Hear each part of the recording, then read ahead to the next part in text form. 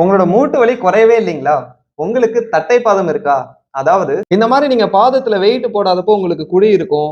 இதுவே நீங்க கால்ல வெயிட் போட்டீங்க அப்படின்னா அந்த குழி கம்மியாயிடும். ஸோ இந்த பாதத்துக்கு இடையில இருக்க இந்த குழி இல்ல அப்படின்னா அதை தான் நம்ம வந்து ஃபிளாட் ஃபுட் தட்டை பாதம் அப்படின்னு சொல்லுவோம். ஸோ இந்த மாதிரி தட்டை பாதம் இருந்தது அப்படின்னா உங்க மூட்டு பாதிக்கிறதுக்கு நிறைய சான்ஸ் இருக்கு. ஸோ ஏன் இந்த தட்டை பாதம் நம்ம மூட்டை பாதிக்க போகுது? ஒரு சிலருக்கு இடுப்பு வலிக்கு கூட இந்த தட்டை பாதம் காரணமா இருக்கு. இடுப்பு, மூட்டு, பாதம் இது மூணுத்துக்கும் என்ன கனெக்ஷன்? இந்த பிளாட் ஃபுட் இருந்தது அப்படின்னா ஏன் நமக்கு மூட்டு பிரச்சனையோ இடுப்பு பிரச்சனையோ வருது அப்படின்ற எல்லா டீடைல்ஸையும் உங்களுக்கு இந்த வீடியோல சொல்ல போறேன். நான் பிசியோதெரபிஸ்ட் அரவிந்த். வாங்க வீடியோக்குள்ள போகலாம். பிளாட் ஃபுட்டை பொறுத்த வரைக்கும் இது வந்து லாங்கிடியூடனல் ஆர்ச்னு சொல்லுவோம். மீடியல் சைடு இருக்கிறதுனா இது உள்பக்கம் இருக்கிறது மீடியல் லாங்கிடியூடனல் ஆர்ச்னு சொல்லுவோம். லேட்ரல் சைடு இருக்கிறது லேட்ரல் லாங்கிடியூடனல் ஆர்ச்னு சொல்லுவோம். அதே மாதிரி இப்படி ஒரு ஆர்ச் வந்து ஃபார்ம் ஆயிருக்கும். இதை வந்து நம்ம டிரான்ஸ்வர்ஸ் ஆர்ச் அப்படின்னு சொல்லுவோம். ஸோ இந்த 3 ஆர்ச் சேர்ந்து தான் இந்த பாதத்துக்குள்ள வந்து குழியை வந்து ஏற்படுத்தும். ஸோ இந்த ஆர்ச்சோட முக்கியமான வேலை என்ன அப்படின்னு பார்த்தீங்கன்னா, நம்ம நடக்கும்போது வரக்கூடிய ஷாக்கு, நம்ம கீழே பாதத்தை வைக்கிறோம் இல்லைங்களா, அப்போ பூமியில இருந்து வரக்கூடிய அகைன்ஸ்டா வரக்கூடிய அந்த ஷாக்கை வந்து அப்சர்வ் பண்ணி நம்மளோட மற்ற ஜாயிண்ட்டுக்கு எல்லாம் எந்த பிரச்சனையும் ஆகாம ப்ரிவென்ட் பண்றது தான் இந்த ஆர்ச்சஸோட முக்கியமான ஒரு வேலை. அதே மாதிரி இங்க இருக்கக்கூடிய ஸ்ட்ரக்சர்ஸ், இது காலுக்குள்ள இருக்கக்கூடிய நரம்புகள், ரத்த குழாய்கள் இது எல்லாத்தையும் பாதுகாக்கிறதையும் இந்த ஆர்ச்சஸ்லாம் மேல இருந்து பாத்துக்குது. ஸோ இந்த ஆர்ச் வந்து பிறவிலேயே நமக்கு இருக்குமான்னு கேட்டீங்கன்னா கிடையாது. ஒரு குழந்தை கொஞ்சம் கொஞ்சமா நடக்க ஆரம்பிக்கும் போது தான் இது டெவலப் ஆக ஆரம்பிக்கும். ஸோ அதோட சைல்ட்ஹுட்ல ஒரு சிலருக்கு இது கன்ஜெனிட்டலா டெவலப்பே ஆகாது. அவங்க வளர்ந்ததுக்கு அப்புறமே டெவலப் ஆகாம அப்படியே இருக்கிறது வந்து நம்ம கன்ஜெனிட்டல் பிளாட் ஃபுட் அப்படி சொல்லுவோம். இன்னும் ஒரு சிலருக்கு இது ஆர்ச் டெவலப் ஆகி நல்லா தான் இருப்பாங்க. இடையில வெயிட் அதிகமானதுனாலயோ இல்ல ஏதோ ஒரு காரணங்களால இந்த ஆர்ச் வந்து ஒழுங்கா ஸ்ட்ரென்த் இல்லாம வந்து வீணா போயிடும். ஸோ அந்த கொலாப்ஸ் ஆயிட்டு ஃபுல்லா திருப்ப பாதம் ஃபிளாட் ஆகிறது வந்து நம்ம ஃபாலன் ஆர்ச் அப்படின்னு சொல்லுவோம். அதாவது ஒரு அடல்ட் ஏஜ்ல வந்து வர்றது. ஸோ அந்த மாதிரி பிரச்சனை தான் நம்ம நிறைய பேருக்கு ஒரு வயசுக்கு மேல இந்த ஆர்ச் ஃபெயிலியர் ஆயிட்டு ஃபுல்லா பாதம் ஃபிளாட் ஃபுட் ஆயிட்டு நம்ம மற்ற பிரச்சனைகளுக்குள்ள இன்வால்வ் ஆகும். இந்த மாதிரி ஃபிளாட் ஃபுட் இருக்கு அப்படின்னாலே உங்களுக்கு இந்த மாதிரி நாக்டு நீஸ் வர்றதுக்கு, அதாவது 2 காலையும் இந்த மாதிரி வச்சு நின்னீங்க அப்படின்னா 2 முட்டியுமே இடிச்சுக்கும். ஸோ இதை தான் வந்து நம்ம நாக்டு நீஸ் அப்படின்னு சொல்லுவோம். ஸோ இந்த மாதிரி பார்த்தீங்கன்னா இந்த இடத்துல டேலர் சப்டேலர் ஜாயிண்ட்னு சொல்லுவோம். ஸோ இங்கே ஒரு டேலஸ் அப்படின்னு சொல்லி ஒரு போன் இருக்கும். ஸோ இந்த அலைன்மெண்ட் இவங்களுக்கு நேரா இருக்கு. பட் நிறைய பேஷண்ட்ஸ்க்கு பார்த்தீங்கன்னா இந்த அலைன்மெண்ட் மாறிட்டு இது இப்படி வெளியில போயிடும். ஸோ ப்ரொனேஷன் அப்படின்னு சொல்லுவோம். ஃபுட் வந்து ப்ரொனேட் ஆயிடுச்சு அப்படின்னா மூட்டு இன்னும் சிவியரா பாதிக்க ஆரம்பிச்சிடும். பிளாட் ஃபுட் இருக்க எல்லாருக்குமே இந்த ப்ராப்ளம் வருமானு கேட்டீங்கன்னா கிடையாது. பட் நீங்க வந்து பிளாட் ஃபுட்டை ஒழுங்கா ட்ரீட் பண்ணல அப்படின்னா உங்களுக்கு இந்த ஜாயிண்ட் வந்து வளையறதுக்கு சான்ஸ் இருக்கு. ஸோ இது வளர்ந்துருச்சு அப்படின்னா மூட்டு பாதிக்கிறதுக்கு அதிகப்படியான வாய்ப்புகளை ஏற்படுத்திடும். ஸோ மொத்தமாவே உங்களுக்கு இடுப்புல இருந்து பாதம் வரைக்கும் எல்லா ஜாயிண்ட்டுமே பாதிக்கிறதுக்கு சான்சஸ் அதிகம். அதனால நீங்க பிளாட் ஃபுட் இருக்கு அப்படின்னா இந்த வீடியோ முழுசா பார்த்து இதுல சொல்ற முக்கியமான எக்ஸசைசஸ் எல்லாம் பண்ணி இந்த மாதிரி இந்த அலைன்மெண்ட் வந்து மாறாம பாத்துக்கணும். அடுத்த விஷயம், இந்த பிளாட் ஃபுட் இருக்கவங்க நடக்கும்போது எப்படி நடப்பாங்கன்னு பாத்தீங்கன்னா இந்த மாதிரி ரொம்ப பக்கத்துல காலை வச்சு நம்ம நடப்போம்.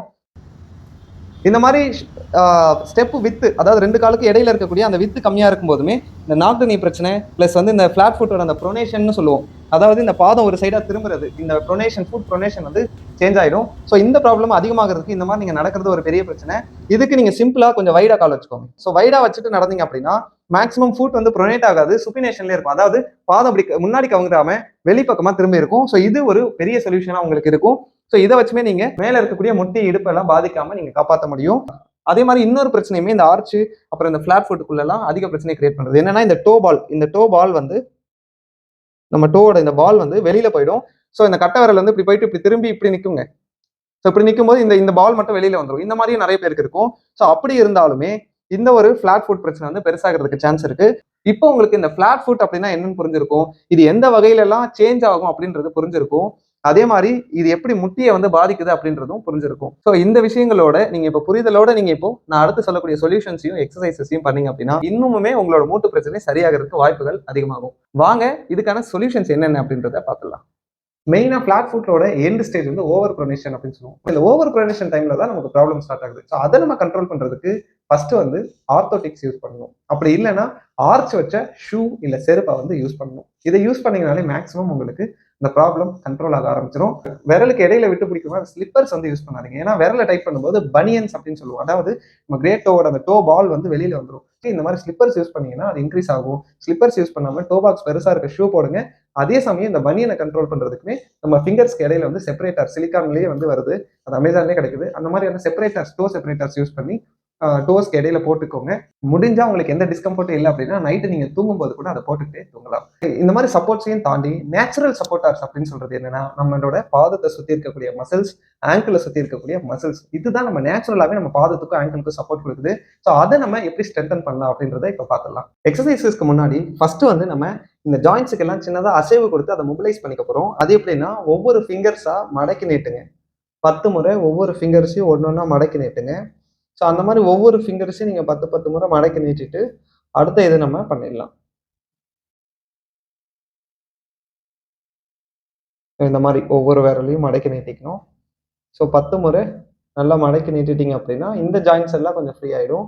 அதுக்கடுத்து பார்த்தீங்கன்னா இடையில இருக்கக்கூடிய ஜாயிண்ட். ஸோ பாதத்தையே வந்து கீழே மேலே இப்படி ரெண்டா பிடிச்சிக்கங்க. பிடிச்சிட்டு இப்படி பண்ணுங்க. இதுக்கு இடையில இருக்கக்கூடிய இந்த மெட்டாடார்சல் ஜாயின்ஸும் வந்து நல்லா லூசன் அப் ஆயிடும். அதுக்கப்புறம் இது மாதிரி கால் மேலே வச்சுட்டு ஸோ இந்த எலும்பை வந்து இப்படி மேலே தள்ளுங்க. இந்த ஜாயிண்ட்டை கீழே தள்ளுங்க. ஸோ இப்படி மாற்றி மாற்றி ரொட்டேட் பண்ணணும். துணி புழிகிற மாதிரி புழிய வேண்டியது தான் நம்ம காலை. ஸோ இது மாதிரி 2 பக்கமும் பண்ணிக்கோங்க. நீங்கள் கீழே தான் உட்காந்து பண்ணணும்ல, கட்டில் மேலே உட்காந்து கூட பண்ணிக்கலாம். ஸோ இது மாதிரி 2 பாதமும் பண்ணிவிட்டு அடுத்து ஆங்கிள் மொபிலிட்டிக்கு ஜஸ்ட் சும்மா நீங்கள் ஃபிங்கர்ஸை மூடி தரங்க. அப்புறம் வந்து நீங்களே இப்படி ஆங்கிளை வந்து ஃபுல்லாக ரொட்டேட் பண்ணலாம். நல்லா இப்படி ஒரு 10 கவுண்ட்ஸ் ஆப்போசிட் க்ளோக்வைஸ் ஆன்டி க்ளோக்வைஸ் 10 கவுண்ட்ஸ் பண்ணிக்கோங்க. ஸோ பண்ணிட்டீங்க அப்படின்னா அடுத்தது எக்ஸசைசஸ். இது மாதிரி நேராக நின்றுக்கோங்க. நின்றுட்டு ஒரு பாதத்தை மட்டும் என்ன பண்ணுங்க, டைட் பண்ணணும் உள்ளே இருக்க மசில்ஸ், அப்புறம் லூஸ் பண்ணணும். எப்படின்னு பார்த்தீங்கன்னா நம்ம கட்டை விரல் இப்படி மடங்கக்கூடாது, இப்படி மடங்கி ஆர்ச் வரக்கூடாது. கட்டை விரல் மடங்காமலே ஆர்ச் உள்ளே இருக்கக்கூடிய மசில்ஸை வந்து டைட் பண்ணணும். இன்னும் உங்களுக்கு புரியுற மாதிரி சொல்லணும்னா விரல் இப்படி விரித்து வச்சுக்கோங்க. திருப்ப எல்லா விரலையும் இப்படி சேர்த்திங்க அப்படின்னாலுமே உங்களுக்கு ஆர்ச் வந்து க்ரியேட் ஆகும். ஸோ விரலை சேருங்க, லூஸ் பண்ணுங்கள், விரலை சேருங்க, லூஸ் பண்ணுங்கள். ஸோ இந்த மாதிரி நீங்கள் இந்த ஆர்ச்சை வந்து டெவலப் பண்ணலாம் எக்ஸசைஸ் பண்ணி. ஸோ இது நல்லா ஒரு 10 கவுண்ட்ஸ் 2 காலுக்கும் பண்ணிக்கோங்க. ஸோ 2 காலுக்குமே 10 கவுண்ட்ஸ் பண்ணிட்டீங்க அப்படின்னா இந்த ஒரு எக்ஸசைஸ் முடிஞ்சிடும். அடுத்தது நடக்கும்போதுமே இது மாதிரி பண்ண போகிறோம். ஸோ ஆர்ச் டைட்டாகவே வச்சுக்கிட்டு, தெரியுதுங்களா? ஸோ இது நார்மல், இது ஆர்ச் டைட். இப்படி டைட் பண்ணிக்கிட்டு ஒரு ஸ்டெப் முன்னாடி வைக்கிறீங்க, திரும்ப அடுத்த ஸ்டெப் பின்னாடி வைக்கிறீங்க. ஸோ இந்த மாதிரியே உங்களோட இந்த ஆர்ச்சுக்கு வந்து கண்டினியூஸாக நம்ம ப்ரெஷர் கொடுத்து அதை ஸ்ட்ரென்தன் பண்ணுறீங்க. ஸோ இந்த மாதிரி ஒரு 10 counts front and back opposite லெக்கை தூக்கி வைங்க. இதை முடிச்சிட்டிங்க அப்படின்னா அடுத்து இந்த கால்லையும் அதே மாதிரி ஆர்ச்சை டைட் பண்ணிக்கிட்டு இந்த ஸ்டெப்பில் 1 1. ஸோ குழியை வந்து நம்ம மெயின்டைன் பண்ணணும், அதை கான்ஷியஸாக பண்ணுறோம், அவ்வளோதான். ஸோ இது பண்ணிட்டீங்க அப்படின்னா அடுத்த எக்ஸசைஸ் சேம் இதே மாதிரி. இந்த எக்ஸசைஸில் ஆர்ச்சை டைட் பண்ணிக்கோங்க. காலை இன்னும் ஆப்போசிட் லெக்கை முன்னாடி டச் பண்ணுங்கள், சைடில் டச் பண்ணுங்கள், பின்னாடி டச் பண்ணுங்கள். இன்னும் டஃப் ஆகணும்னா இந்த சைடுமே டச் பண்ணுங்கள். ஆர்ச் வந்து அப்படியே தான் இருக்கணும், ஆர்ச் வந்து க்ளோஸ் ஆகக்கூடாது. ஸோ ஆர்ச்சோடு அப்படியே மெயின்டைன் பண்ணிவிட்டு திருப்ப அப்படியே ரிட்டன் சைடில் டச் பண்ணிவிட்டு முன்னாடி டச் பண்ணிட்டு கீழே கொண்டு வந்துடுங்க. இது டஃப்பாக இருக்குன்ற பட்சத்தில் முன்னாடி சைடு உள்ள. ஸோ இந்த மாதிரி ஆர்ச்சை டைட்டாகவே வச்சுக்கிட்டு முன்னாடி சைடில் உள்ள இது மாதிரி மெயின்டைன் பண்ணுங்கள். அதுக்கப்புறம் நார்மலாக ரிலாக்ஸ் பண்ணிக்கலாம். ஸோ அதுக்கப்புறம் நம்மளோட காஃப் மசில்ஸ், அதாவது இப்போ ஆங்கிளை வந்து ஸ்ட்ரென்தன் பண்ண போகிறோம். இந்த மாதிரி குதிக்காலை மேலே தூக்கி தூக்கி விடணுங்க. எவ்வளோ தூரம் தூக்க முடியுமோ தூக்கிட்டு கீழே விடணும். இந்த மாதிரி ஒரு 10 முறை பண்ணிக்கணும். இப்படியும் நீங்கள் பண்ணலாம், இல்லைன்னா இந்த மாதிரி ஸ்டெப்ஸ்லையுமே நீங்கள் தூக்கி தூக்கி இறக்கலாம். இந்த மாதிரி நீங்கள் தரையில் பண்ணும்போது நார்மலாக பண்ணலாம். ஸ்டெப்ஸில் பண்ணும்போது இது மாதிரி கேர்ஃபுல்லாக கொஞ்சம் பண்ணணும். சப்போர்ட் வேணாலும் சப்போர்ட் வச்சுக்கிட்டு பண்ணணும். ஸோ இந்த மாதிரி ஃபுல்லாக 10 கவுண்ட்ஸ் கீழே இறங்கி ஏறுங்க. இது ஈஸியாகிடுச்சு அப்படின்னா சிங்கிள் லெக்கில் பண்ணலாம். ஒரு கால் வச்சுக்கிட்டு ஒரு கால்லையுமே மேலே ரைஸ் பண்ணி டவுன் பண்ணலாம். இதையுமே நீங்கள் ஸ்டெப்ஸ்லையுமே பண்ணிக்கலாம். இந்த மாதிரி ஒரு செவரில் நல்லா சாஞ்சு நின்றுக்கோங்க. சாஞ்சு நின்றுட்டு பாதத்தை நேராக மேலே தூக்கிட்டு கீழே இறக்குங்க. ஸோ இந்த மாதிரி பண்ணிங்கன்னா நம்ம ஆங்கிளோட டார்சிஃப்ளெக்ஸர்ஸ் வந்து நல்லா ஒர்க் ஆகும். ஸோ இதுவுமே நம்ம ஆங்கிளுக்கு ஒரு முக்கியமான எக்ஸசைஸ். ஒரு 10 முறை 2 பாதத்தையும் மேலே அது மாதிரி தூக்கி தூக்கி விட்டுக்கலாம். அதுக்கப்புறம் ஈஸியான எக்ஸசைஸ், இந்த மாதிரி ஒரு டவலை போட்டு டவலை வந்து நம்ம கொஞ்சம் கொஞ்சமாக கிராப் பண்ணி விடலாம். இந்த மாதிரி நீங்கள் ஒரு 10 to 15 டைம்ஸ் டவலை வந்து கிராப் பண்ணி இழுக்கலாம். உங்களோட பேக் பெயின், நீ பெயின் இதெல்லாம் ட்ரீட் பண்ணும்போது ஃப்ளாட் ஃபுட் இருந்தால் அதோடு சேர்த்து இந்த மாதிரியே ஃபுட்டையும் நீங்கள் கவனிச்சிங்க அப்படின்னா உங்களுக்கு இன்னும் நல்ல ரிசல்ட்ஸ் இருக்கும். அவ்வளவுதாங்க. இந்த வீடியோல சொல்லியிருக்க எல்லா இன்ஃபர்மேஷன்ஸும் உங்களுக்கு யூஸ்ஃபுல்லா இருக்கும் நம்புறேன். மேலும் இது மாதிரியான ஹெல்த் சம்பந்தப்பட்ட இன்ஃபர்மேஷன்ஸ் உங்களை வந்து சேர்றதுக்கு பிசியோபிரைட் சேனலை சப்ஸ்கிரைப் பண்ணிக்கோங்க. இந்த வீடியோ நீங்க பார்க்கறத நிறுத்திடாம உங்க ஃப்ரெண்ட்ஸ் அண்ட் ஃபேமிலிக்கும் ஷேர் பண்ணிக்கோங்க. தேங்க்யூ.